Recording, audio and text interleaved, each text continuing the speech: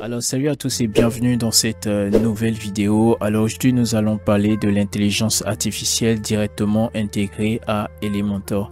Alors il y a quelques semaines de cela qu'Elementor annonçait cette nouvelle fonctionnalité là.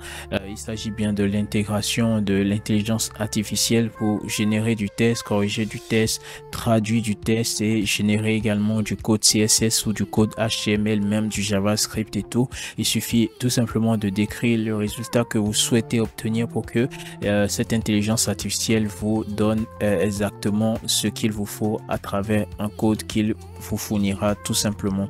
Et c'est justement ce que nous allons voir dans cette vidéo.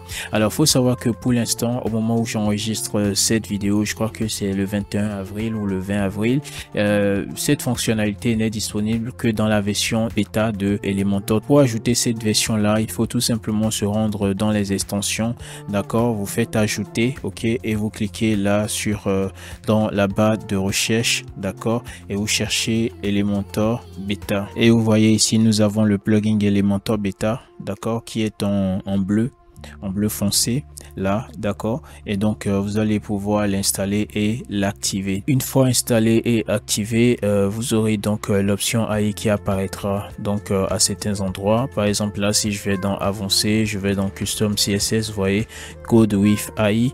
D'accord, partout il faudra mettre du test ou du code. Voilà, on pourra tout simplement utiliser l'intelligence artificielle. D'accord, chers amis. Donc voilà. Alors pour commencer, là par exemple, je sélectionne voilà cet élément là. D'accord, je viens donc au niveau de contenu. Ok, et ici vous pouvez voir que j'ai un titre et j'ai une description. D'accord, et au niveau du titre, j'ai Write with AI écrit avec l'intelligence artificielle. Et donc par exemple là, je vais cliquer dessus. Ok, et là comme c'est la première fois, on me demande d'accepter, d'accord, les termes et conditions et puis la politique de confidentialité. Donc je coche tout simplement et puis je fais premier pas. Alors ce que je voudrais faire tout simplement, c'est de traduire ce test là en français.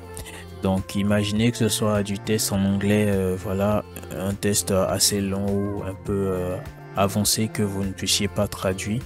Donc vous cliquez simplement sur Translate to, d'accord, et vous aurez donc la liste des langues et là vous allez choisir la langue qui vous convient. Donc là je sélectionne French et je patiente et là vous voyez il a traduit free call en appel gratuit et c'est cool. Donc je peux cliquer sur use test, d'accord, vous verrez que free call sera tout simplement remplacé par appel gratuit et c'est le cas. Donc voilà, ici également, donc c'est top. Alors ici nous voyons que voilà, ça m'écrit entreprise de nettoyage professionnel, ce n'est pas mal. Donc là par exemple j'ai du faux test comme vous pouvez le voir et je voudrais qu'il me propose un test descriptif, d'accord, de l'entreprise de nettoyage. D'accord, et là voyons ce que j'ai. Et donc pour pouvoir générer mon test descriptif, je vais cliquer ici sur new prompt. D'accord, donc vous voyez ici nous avons des suggestions de prompt, d'accord. Donc voilà, je vais écrire ici, je vais essayer d'écrire en français pour voir si ça fonctionne et on verra ensemble si voilà les prompts en français fonctionnent. Bon là j'ai mis écrire un coup de test descriptif pour une société de nettoyage. Je vais faire générer du test et je verrai si avec le français il s'en sort ou pas. Sinon on le fera en anglais et on va juste bon voilà, ça fonctionne, d'accord, ça fonctionne et c'est top. Donc ici j'ai quoi? Notre société de nettoyage propose des services professionnels de tout type à tout type de clients, allant de les petites entreprises aux grandes organisations. Nous sommes spécialisés dans le nettoyage de bureaux, de bâtiments, etc. C'est un bon test, je trouve.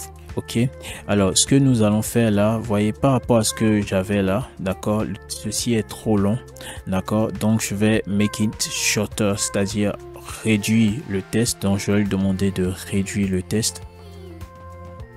Ok, il a réduit le test, mais c'est toujours trop long pour moi. Donc je clique une nouvelle fois sur make it shorter, d'accord. Donc il me fait en toujours la même chose. Donc là, je vais modifier tout simplement le prompt afin d'avoir le nombre de mots précis que je voudrais. Ici, j'ai environ 17 mots, d'accord?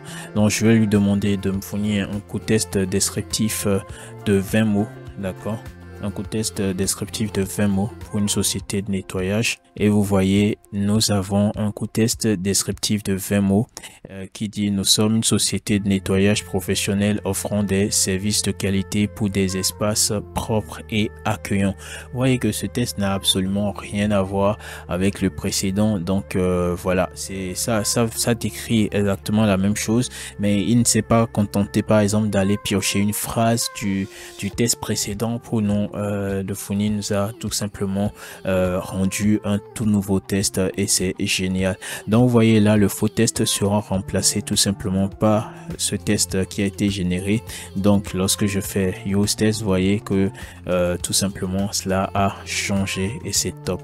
Là maintenant nous allons essayer de générer du code CSS, d'accord, avec l'intelligence artificielle et ce sera tout simplement génial.